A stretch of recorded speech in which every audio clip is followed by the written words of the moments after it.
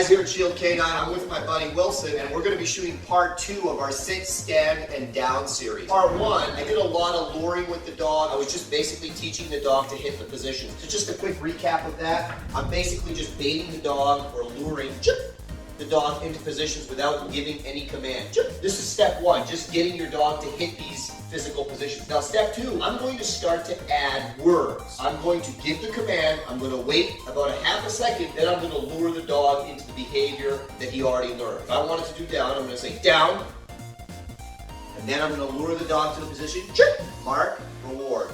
Okay, same thing for sit. Sit, and if the dog gets it incorrect like he is here, no, sit. Good boy.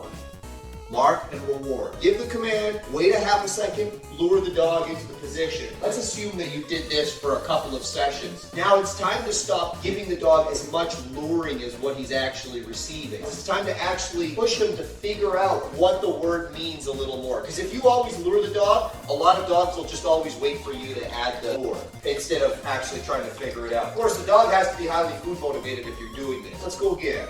I'm going to start with a down. Down. Good boy. So you can see, about a second, 2 seconds to think about it, then he hit the position and he got his reward. Down.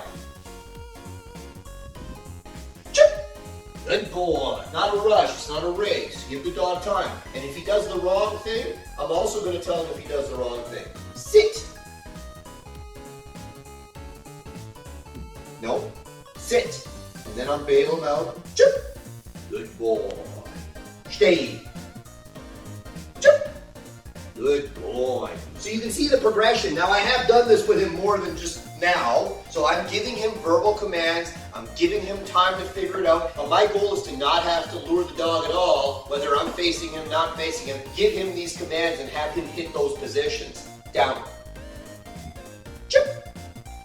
Good boy. Now the big mistake a lot of people make when they do this is they will give the command and lure at exactly the same time. The problem with this is dogs are more nonverbal than they are verbal. They look at you and they observe your body language before they actually hear you.